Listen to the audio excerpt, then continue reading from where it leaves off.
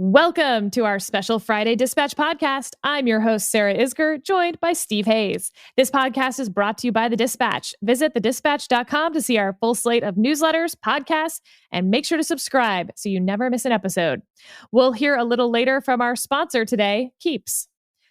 So we're joined today by Joe Trippi, famous Democratic operative. He ran the Howard Dean campaign, which for me, back in my early baby operative days, I watched with awe what they were doing and starting and reinventing at that point. He's got a new podcast out called That Trippi Show, in which he talks about campaign mechanics. And his latest episode is on his insights into why the Trump campaign has gone dark in Michigan. Really great for campaign nerds like me. You're in for a treat today.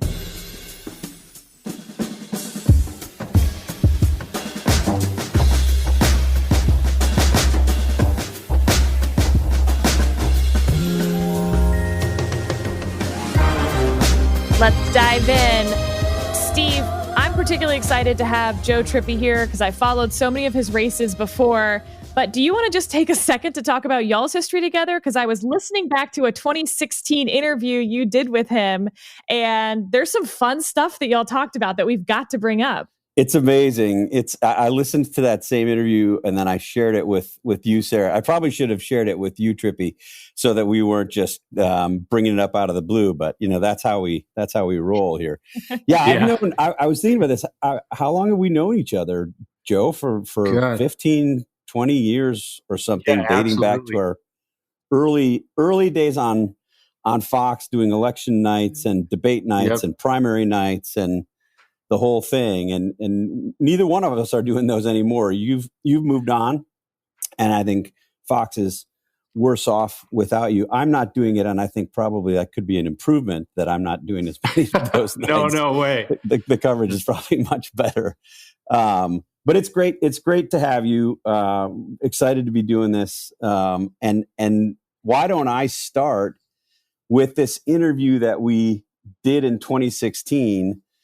I think it's one of the only times I've sat down like with my recorder and we did a formal interview. And I don't know if you remember the setting, but it was before the vice presidential debate at, I believe it was Longwood University in Virginia. Yeah. And we were both going to be doing some Fox later that night. And we got to talking, and the things that you were saying, in my mind, so one profundity after another. And I finally just stopped you and I said, Joe, can I just record our casual conversation together? So I did. It's 30 minutes long. There's another 6-minute nub in another part of my recorder.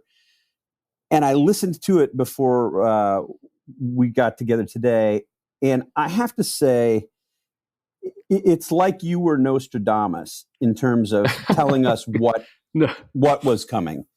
You talked at some length about how the parties were splintering and fracturing, how candidates that ran on hot button issues were going to be able to sort of rise up and seize the attention to kind of do these hostile takeovers of parties. And you even predicted Kanye 2020 in 2016. I do remember that. In 2016. So the best place to start, I think, is to ask you to give us just your general overview of kind of where we are with the parties, and to update your theory that the way to win in politics, the presidential level in the near future, whatever they do with presidential primary calendars, whatever other adjustments they make, will be to run on these hot button issues. This is exactly, I would say, certainly how Donald Trump won the Republican primary and got elected. This is also, I would say, exactly what was happening in the Democratic primary until South Carolina. And then South Carolina, there was this sort of rising up and sort of return of the establishment. I don't know if that's the right way to put it, but let's start there. Do you think that your theory about these sort of external candidates and these runs that they can make by seizing a hot button issue or 3 hot button issues will continue to grow to the detriment of political parties? Well, I think that's definitely what's going on. I think what happened I actually think it was clear that was going on in the Democratic primaries this time, except for one problem. There were too many of them. Each one of them grabbed, Yang grabbed this, the Yang gang, and had his hot issue. Bernie had his, Warren had her selfie lines.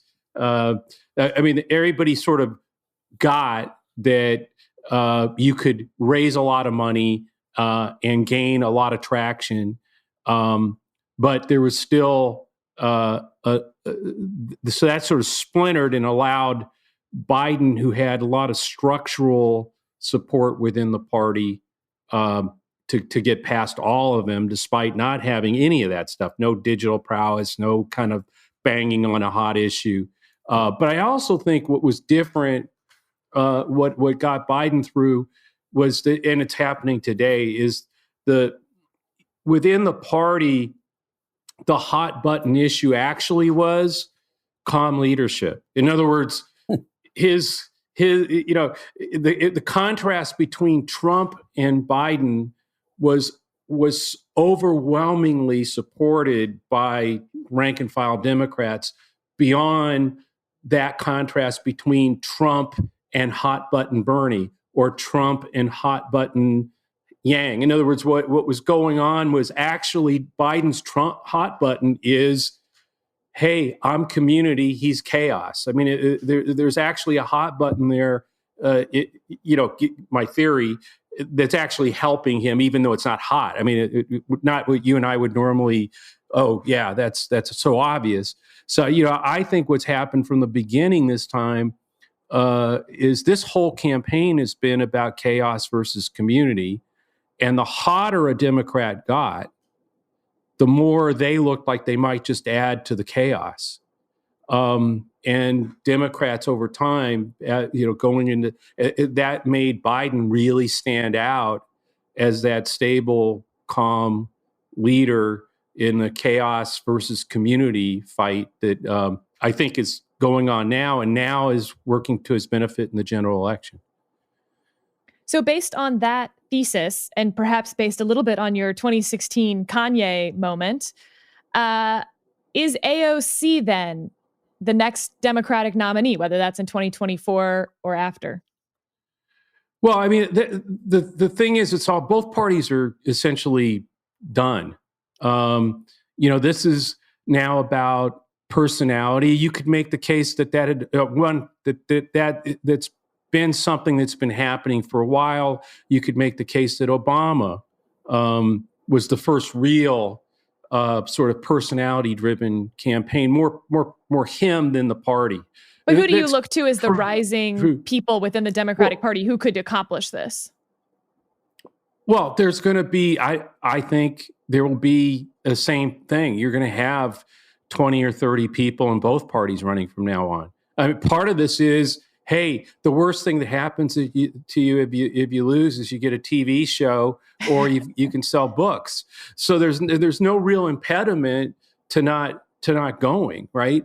We saw this with the Republican Party in 2016. How many, record number of candidates? You now saw it with Democrats. So because the party no longer has the ability to stop, quote, irrelevant candidacies, it doesn't have the power to do that. And if I can get 300,000 or 400,000 people to just start me up, I mean, just to get me going, I can make a case out there and keep growing. So I think what's happened is the parties don't have a whole lot of power. Their donor, you used to have to make sure that you had sucked up to the donors, to the big donors in the party, or you couldn't get off the ground in Iowa and New Hampshire. Well, not true in either party anymore. So I think trying to say, well, which ones?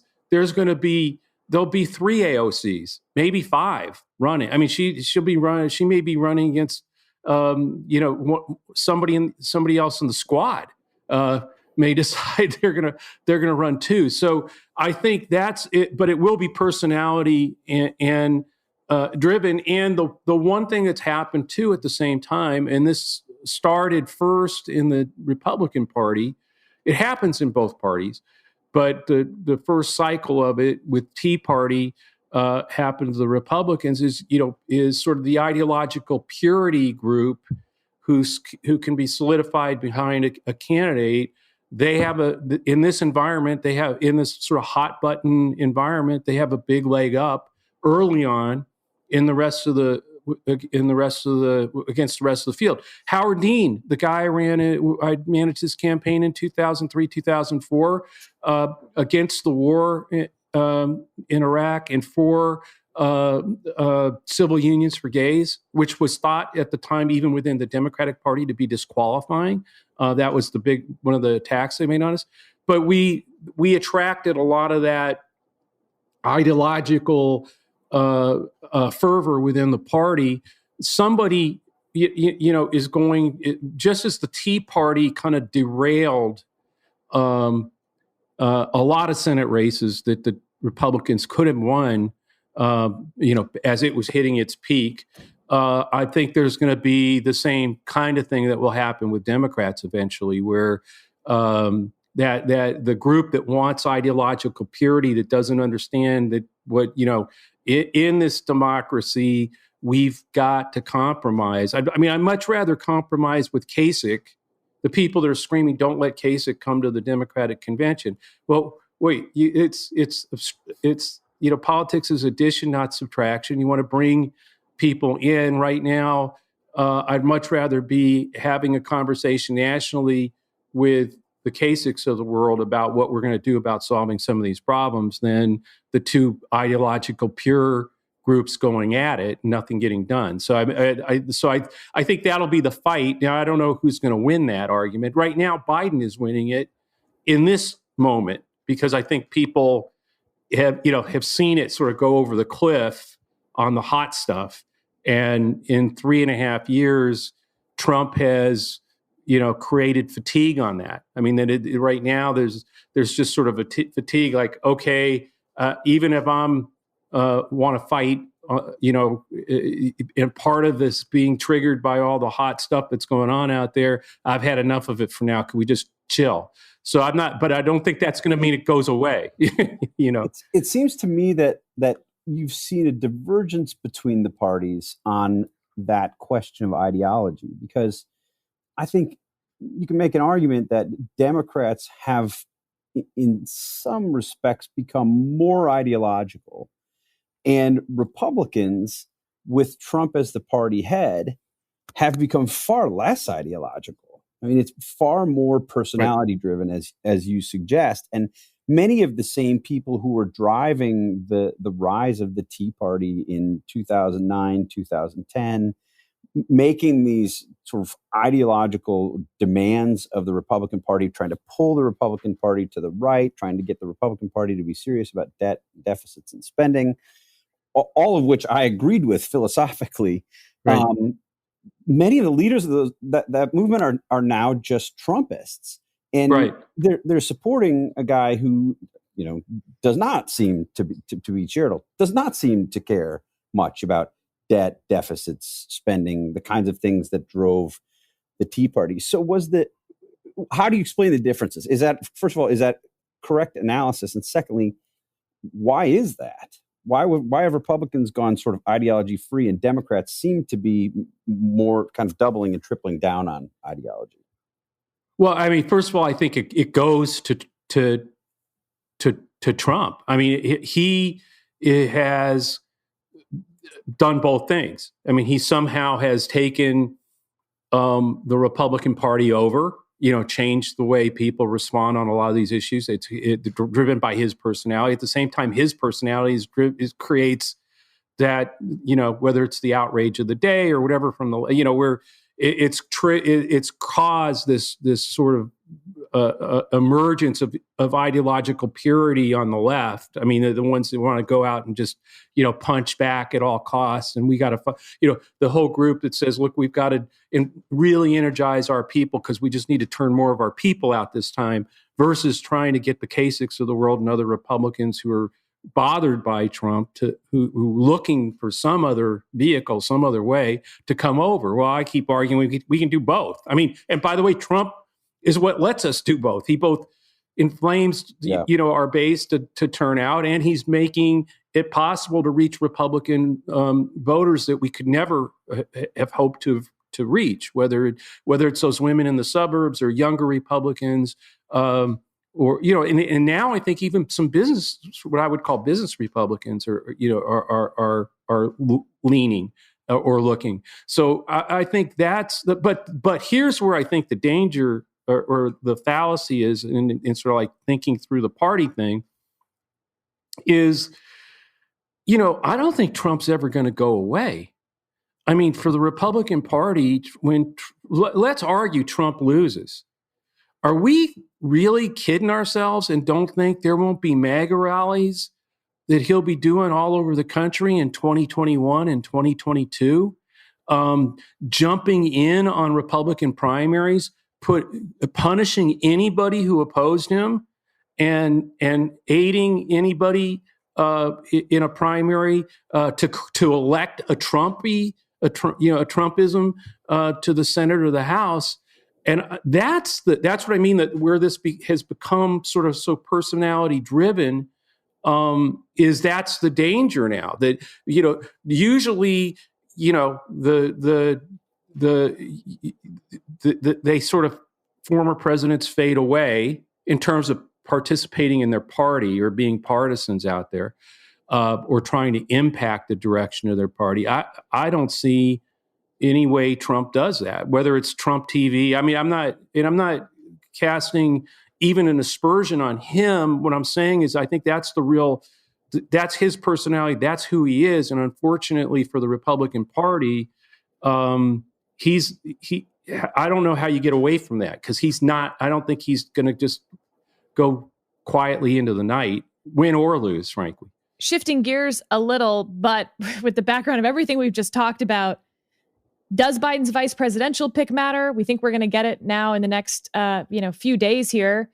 And if it does matter, what would you be advising him behind the scenes? What would you look for? And I've sort of split this into 3 buckets with Steve, of someone who can take over being president, someone who can be a partner as vice president to you, sort of what he was to Obama, or someone who can help your candidacy heading into November.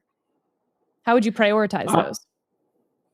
Somebody you can govern with and work with. I don't think. I think the whole thing now of a vice presidential nominee being, sort of helping you pick off a state or or heal some part of the party divide is all overblown. I think any of the 3 or 4 that they're talking about are not going to, be a big plus in that regard or do any damage in that regard. So I don't think that one. I think that's the least important. I think being president, being able to step into the job is, that's important. But I also don't think that's going to be the critical thing. I think what you have to look at is there's 2 things.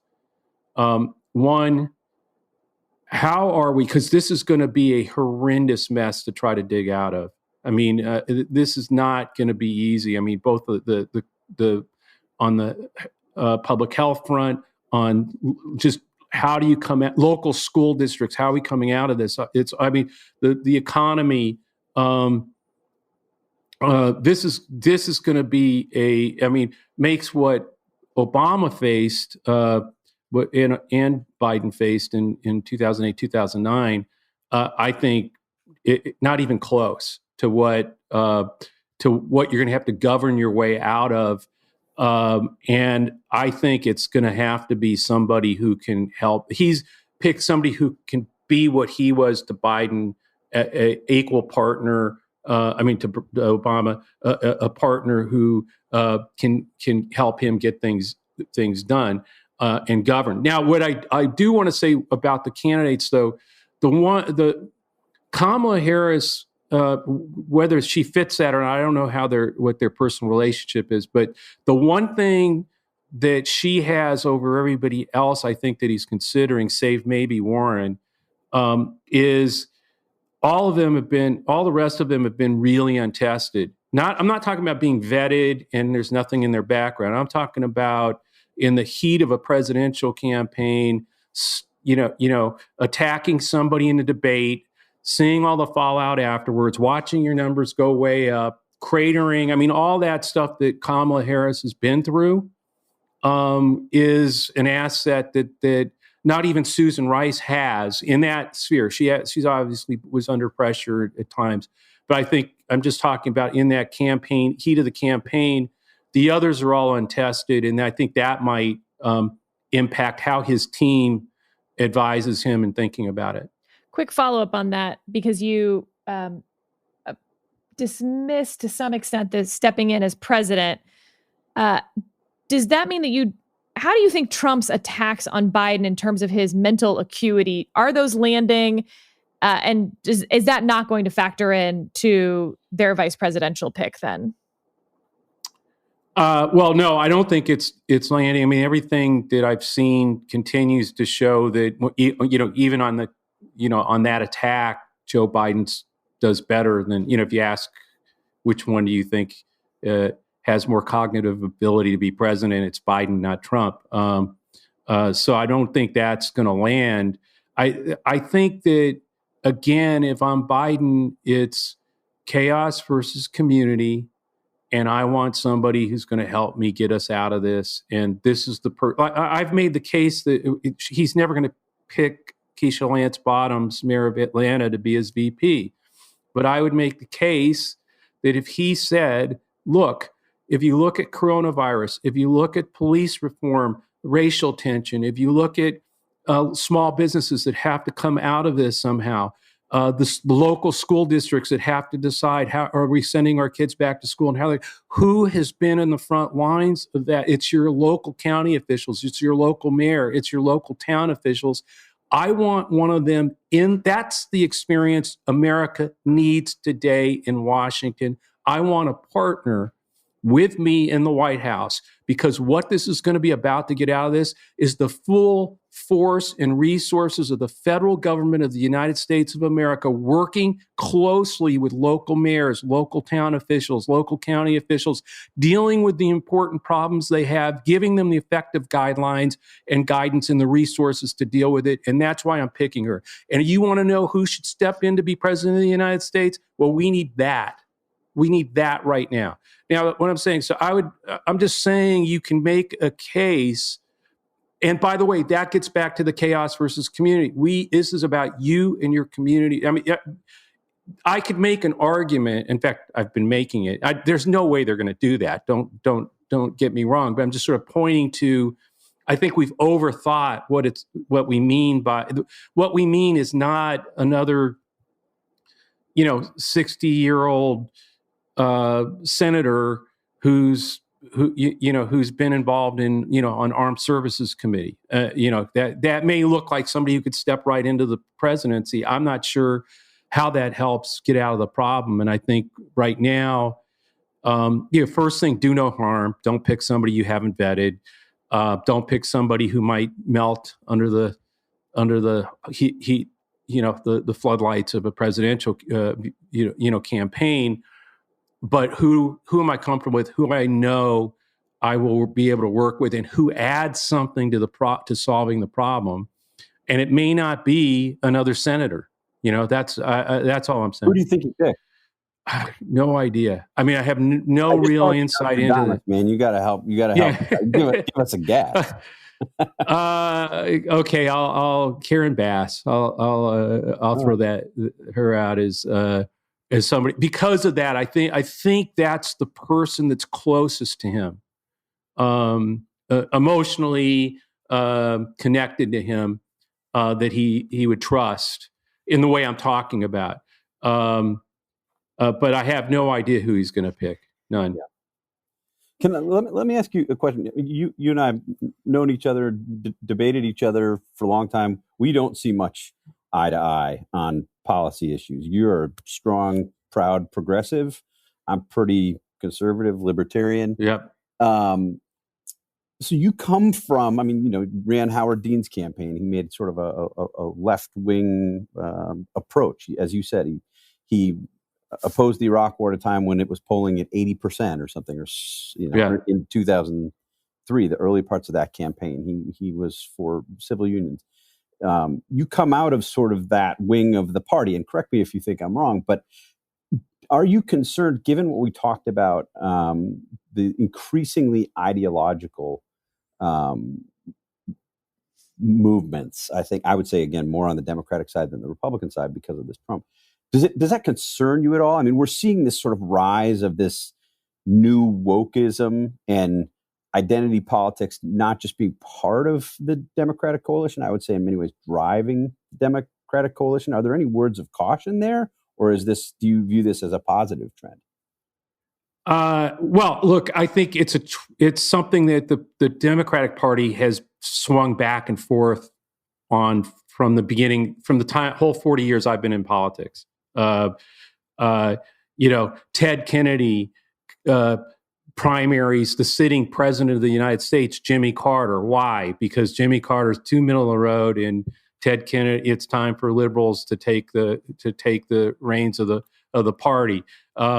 You get all, the liberal wing literally, took control of the nominations, from that point on until 92. Why? Because the DLC, pro-business Democratic wing, and Bill Clinton are arguing that the progressives have taken over the damn party. We need to become more pro-business and move to the middle to win. He wins, right? So then, and that starts that era, and then we start swinging back again, right? And so the difference is, I think, and it's the same thing. I mean, whether it's we've always, because we've had that split. You can point to any cycle and point to, three amazing, crazy, whatever you want to call them, pure liberals over here. And at the same time, you got a Connor Lamb getting elected in Pennsylvania. So what I'm saying is it swings though. There's years where all of a sudden, like 2018, frankly, most of the people that won those marginal seats were mostly moderate Democrats. They weren't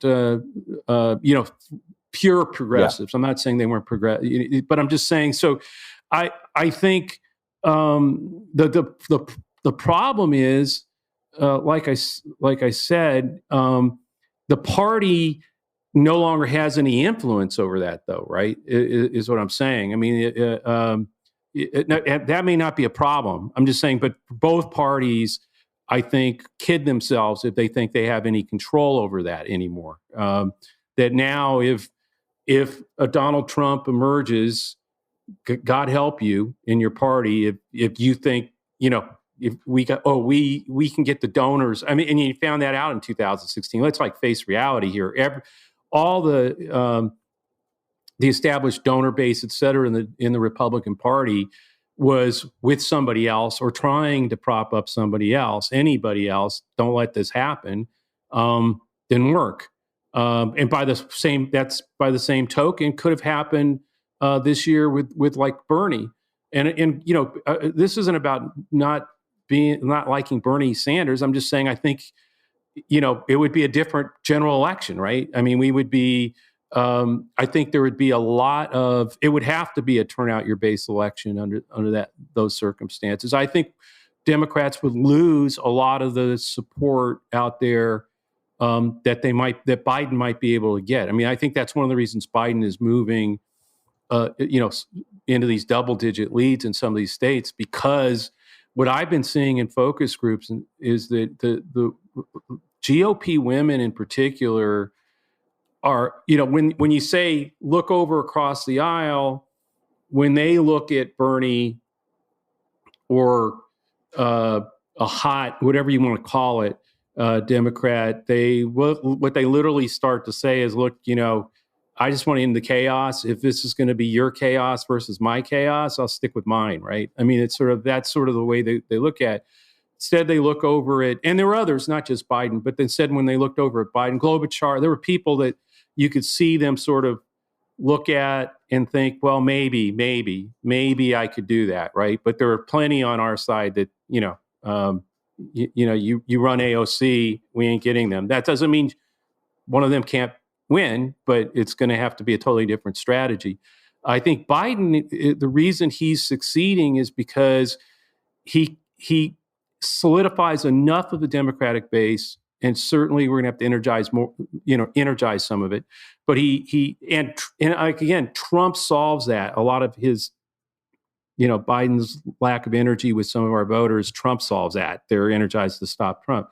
But more importantly, when you put the two things together, that and the what Trump is doing in terms of driving people away, or at least causing them to, for the first time in many of their lives, to look at, am I going to vote Democrat? Am I really going to do this? There's Joe Biden. And, he's not, they can say they're going to storm you out of the cities and come get you. I don't think people might buy that about elements of the Democratic Party. I don't think they're ever going to buy that about Joe Biden. That's their problem. And I think that's one of the interesting things is that Trump went dark in Michigan. He's gone dark, taking his ads off, and so is his IE. And at first I started thinking, gosh, they've given up on Michigan. How can they do that? I mean, that means his electoral college vote is shrinking in a place he's got to win. And then it hit me, maybe they haven't given up on it, but maybe they've figured out that the law and order message is not working there. So instead of... Yeah, that's what Stepien has, it looks like when he has taken over, this is his sort of show of force that he's really taken over, that he's pulling down their messaging to try to tweak it for a couple days, because they went dark in a lot of places for Wednesday and Thursday, and I think today as well. I want to do a little cross-promotional work here, Joe. So you have your new podcast that I mentioned in the introduction, That Trippi Show, and I started a newsletter called The Sweep, both of which have the same idea, which is... for me, we've both worked in presidential campaigns quite a bit. And for me, sometimes watching pundits on TV or on cable news is a little like what it must be like to be a former professional sports player when you see someone say, well, Bob, it's all about which team scores the most points. And you're like, what? Yeah, I guess, but sort of missing the point. And so your show is really breaking down what the mechanics look like behind the scenes, the decisions that are getting made and how they get made. You mentioned Michigan, for instance, and what that means to you as someone who's been in that room when you decide to take down ads and why you would do that. You mentioned IE, that's independent expenditure units. A lot of people have no idea that there's these outside groups that can't coordinate with the campaign, but are spending a ton of this money. When we say, Trump and his allies have spent $900 million so far, it's not the campaign. A lot of it is these independent expenditure groups, often super PACs. So, okay, given all of that setup, the DNC came into this with an enormous monetary deficit compared to the RNC.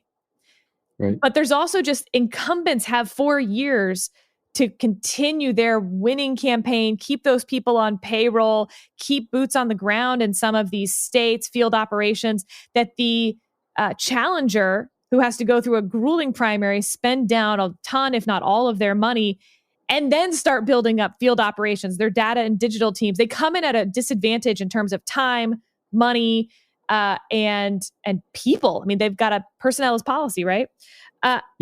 How do you see this? What are the biggest deficits on the Democratic side for the Biden team and down ballot for that matter? Because they all get affected by the DNC and how much money there is on that.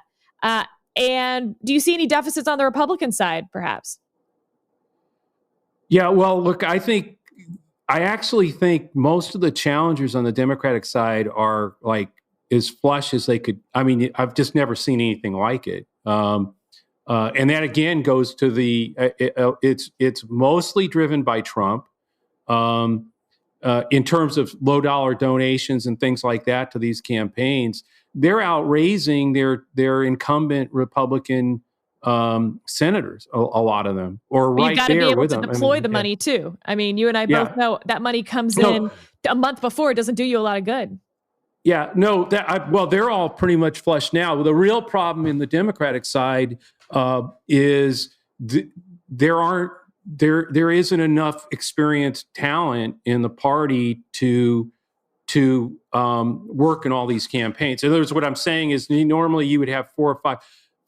The Biden campaign has sucked up a lot of the best, press secretaries for this state, that state, campaign managers, running this state or running that state. So you've got a presidential campaign, that is like that the party believes this is the most important campaign election in our lives. A lot of the best have gone there, and then you have all these different Senate races and House races out there that are competitive, and where there's a real real chance at picking off, far more than the 3 or 4 seats that people talk about. And so a lot of it is, I think there's more finding the people. There's a lot of inexperienced campaigns out there. But, the other side of that is, I think, some of the best campaigns I've been involved in were made up of people who hadn't done it before, right? Because they're going to look at how to, doing it differently or buying it. The Dean campaign, I was literally the only person I think who had been in a presidential campaign in the past. We failed, okay? But I'm just saying we did a lot of amazing things. So I'm not really worried about the money side of it or where the DNC is on money. And by the way, I think they've been doing a hell of a job catching up in the last quarter. And I expect to keep seeing that. What about data and digital? Especially having these voter files, voter scores. This is something, by the way, listeners, I'm going to cover in the sweep this week of what that means. But, it's long been the at least common wisdom on the Republican side that OFA, Obama for America, which turned into Organizing for America, never really consolidated on the Democratic side. They spun off into a lot of different vendors, consultants, right, et cetera. And so all of that knowledge and wisdom was lost to some extent on the Democratic side. Whereas the Republican side, perhaps because of its swampiness, FLS, targeted victory, these, it doesn't really matter, listeners, if you don't know who those are, but these are vendors who have stuck with the RNC, and it's a revolving door in terms of people working at the RNC versus people working for the outside vendors. Downside, very swampy. Upside, that knowledge gets passed on over and over again every cycle. Yeah, I kind of think all this is overblown because I think this is all, again, it goes to what I've been saying.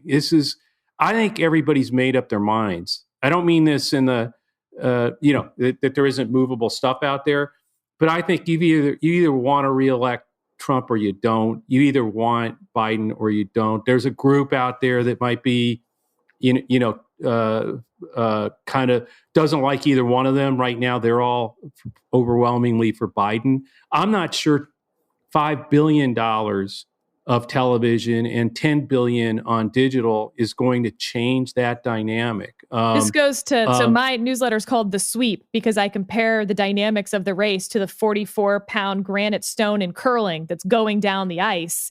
And then the campaigns are these little brooms that are trying to sweep the ice. They may make a little difference on the margins, but you're not really moving that 44-pound stone from where it's going. So you're saying that maybe it's not a 44-pound stone this cycle. Maybe it's a 150-pound stone this cycle.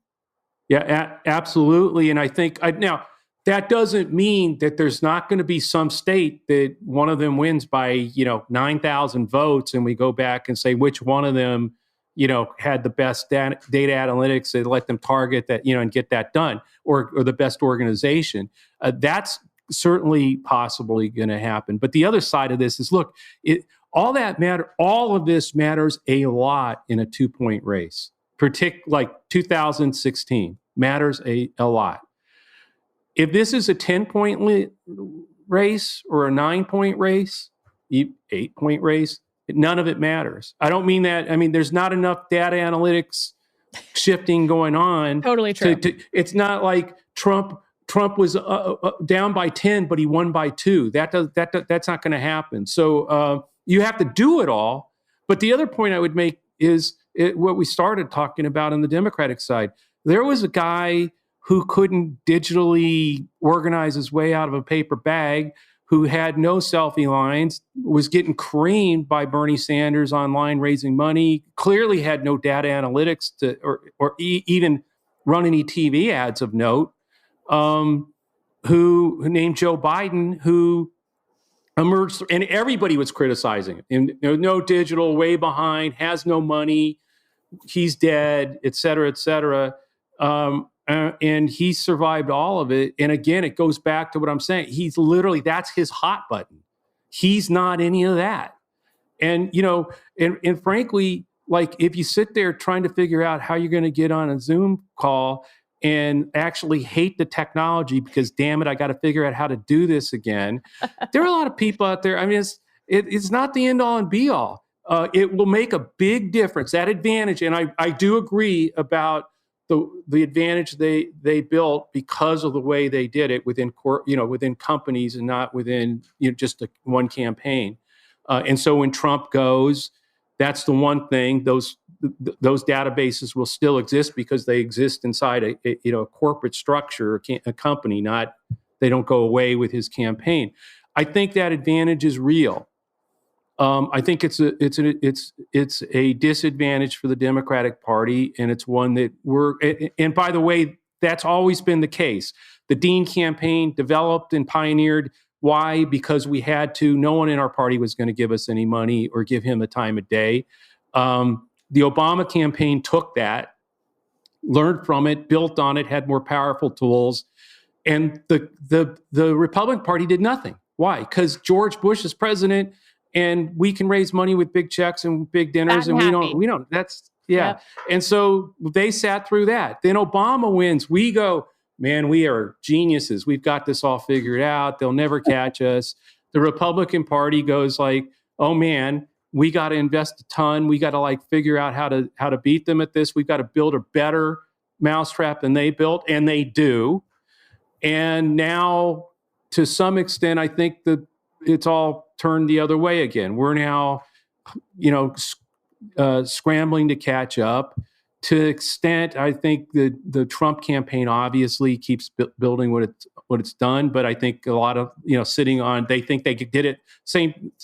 We know how to do this. We did it this way. That last time, we're going to do it again. We'll see. I'm not sure it's a big enough advantage, given where the president is and the hole he's dug himself. I'm not sure that we're going to be close enough. This looks a lot to me sort of like 1980. You had Jimmy Carter, unpopular president, running for re-election.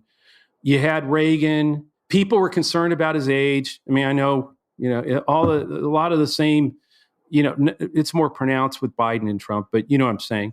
I just remember waking up on election night. It was pretty clear Reagan was going to be elected president. What wasn't clear to anybody, I don't think, was that 12 Democratic Senate seats were lost that night. 12. Yeah. I mean, we're talking about Birch Bayh and, George McGovern. Looking at that, are Republicans looking at that right now? If you look at the polling, that's what I'm saying. Republicans, the conventional wisdom has swung from Republicans keeping the Senate to Republicans losing a handful of seats, and now there's talk 6, 7, 8 doesn't seem crazy. And there was a Frank Luntz briefing to the Senate Republican conference maybe a month ago, and I think he raised the possibility of even more people who were not focused on right now not being in the Senate any longer. Is that exactly how you see this? Yeah. Yes, and that's exactly what happened in 1980. In other words, we thought 3 or 4 of those Democrats were in trouble. We did, but no one thought they were going to wake up to 12 Democratic Senate seats being lost. And like I said, you're talking about George McGovern in South Dakota. I mean, these are Birch Bayh. I mean, these were giants. Some of these were giants in the party at the time. I mean, not to put you on the spot, but to put you on the spot, who would those? If we're talking about, fill in the blank on election night, it's been that kind of a night for Republicans. Who are sort of in that next tier that we're not really talking about? We're not seeing national Democrats push a ton of money into those Senate races.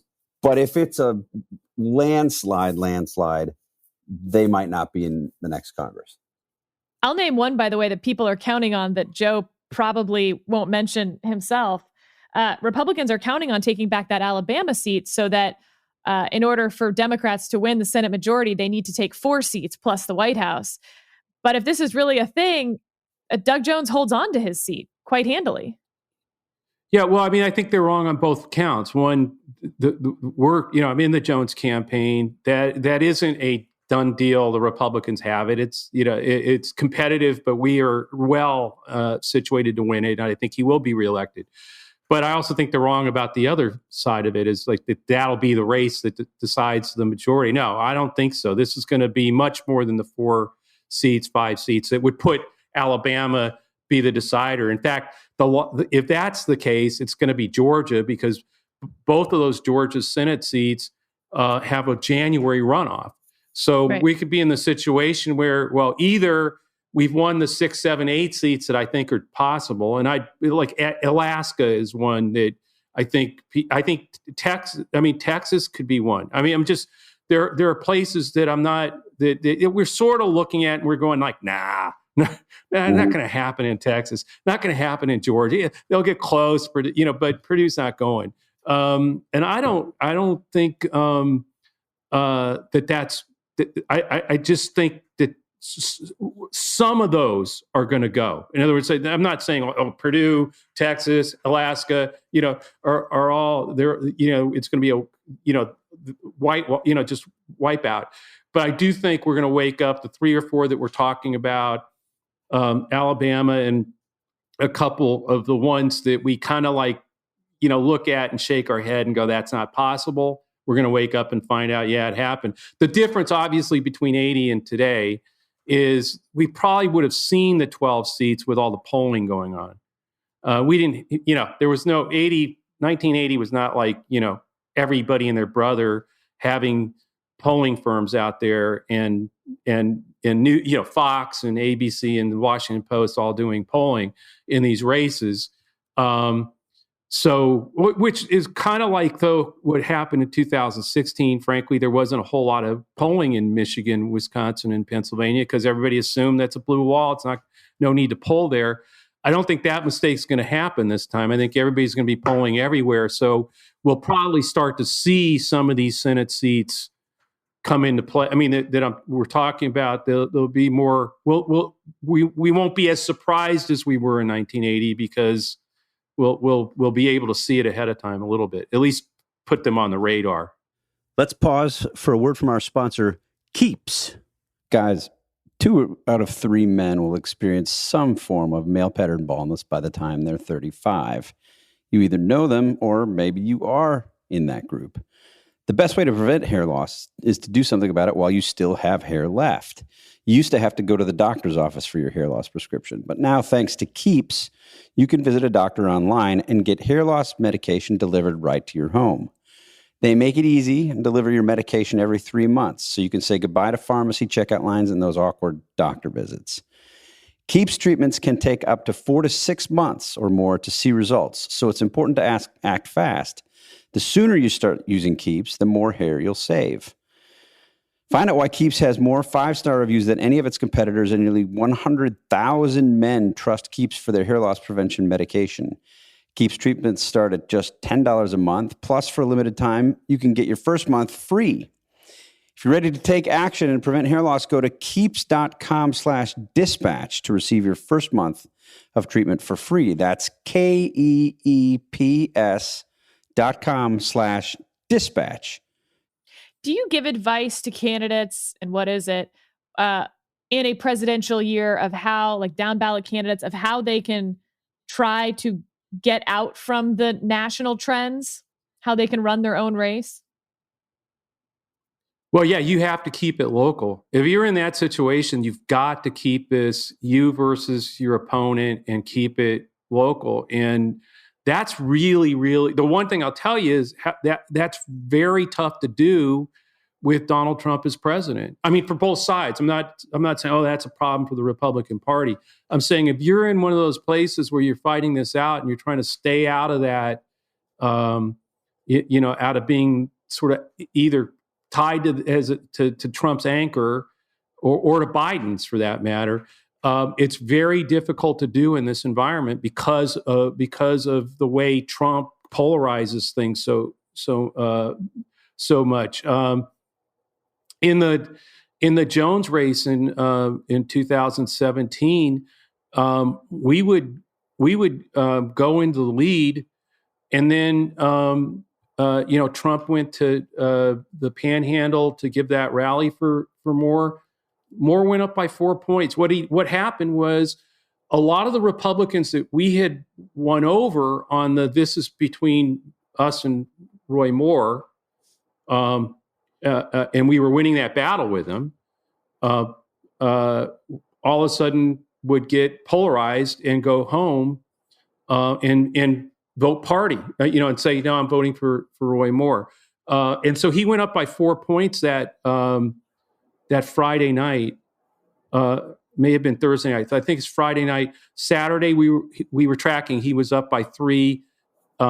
Sunday, he was up by 2. Monday, he was up by 1. Tuesday, we won by 23,000 votes.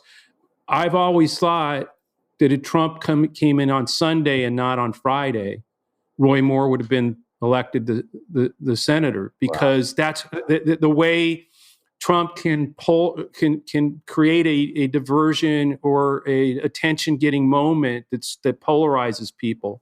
And that would happen, by the way, he didn't have to come to Alabama to do it. It would just be something that happened, in the coverage on Fox, ABC, CBS, CNN, and on something he did yesterday that temporarily causes people to retreat, and then it recedes. It's really fascinating to sort of like track it. And by the way, it's getting less and less. In other words, what's fascinating to me is it's not working like that anymore. In other words, something that might have sort of made 4 points move is now, 2, 1. And it used to take 3 or 4 or 5 days for it to sort of drift back. It's now, could be gone 2 days later. I mean, people, it's like a fatigue like a Trump fatigue of those kind of antics are getting him diminishing returns, and particularly with older Republicans, which I think has to be COVID. I don't have any data to fully understand what it is, but I think it's got to be COVID related, that his handling of the crisis has caused, and their concern for their health and being vulnerable has created a problem. So we're so thrilled that we've had you here, and we always end on something a little less work related, a little less business. So your podcast is called That Trippi Show, and it has like the 70s motif for the font. And it made me think, I mean, your last name has been Trippi your whole life. And I was wondering, what was did you have a nickname in junior high and high school that people called you? Because your last name was Trippi at a time where that word had some heft. Everybody for my entire life has called me Trippi. No one calls me Joe. No one. I think at the beginning of the podcast, I called you Trippi, didn't I? Yeah, that's what I was saying. Everybody from day one. I remember I ran for student body vice president of San Jose State University, right? And I didn't do anything. And when I ran for the student council the first time, won by a landslide. And I realized after, and I wrote in my book, that I think the only thing, if I had like been, Tommy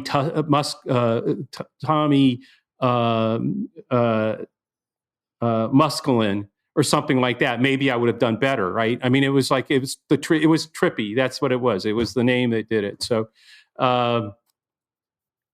But yeah, it's that Trippi show, and I hope people will check it out wherever you get your podcast. Steve, I have to ask, did you have a nickname growing up? I never really did. In college, a friend of mine tried to get people to call me Biggie because we'd go to Wendy's and I would always get the Biggie fries and Biggie drink, but it didn't. I'm not Biggie Smalls. I mean, it did not really take off. Somehow I feel like when people tried to nickname Steve, he like beat them up or something. He was like the cool kid who like you couldn't nickname. Did you have one? I did. In fact, I had a nickname in high school, so much so that nobody knew my real name when I graduated. Really? So when they announced, when you like crossed the stage and they said my real name, people had no idea who that was in my class. And then they were like, whoa, wait, her name is Sarah. And this nickname was? And the nickname had a nickname. So the nickname was Muppet, was the formal name. And then I was called Mupp for 4 years. Mupp. Yeah. Mupp. Because my freshman year, people thought that when I laughed, my head like went all the way back like a Muppet. And, being a child of the very early 80s, there were a lot of Sarahs. So it was pretty necessary to have something that was not just Sarah. That's funny. That's funny. Thank you, Joe, so much for joining us. It's a treat to nerd out with you on campaign mechanics. And I hope we can do it again soon, especially as this cycle continues. And, just like 2016, a lot of the mechanics that I think we take for granted are like, well, you have to do this, this, get thrown out the window in 2016. And now they're getting flushed down the toilet in 2020 with the pandemic. So it'll be really interesting to talk to you maybe when this is all over to see what surprised us this time. Absolutely. Really enjoyed being on. Thanks for having me. And let's do it again, definitely. Thanks, Trippi.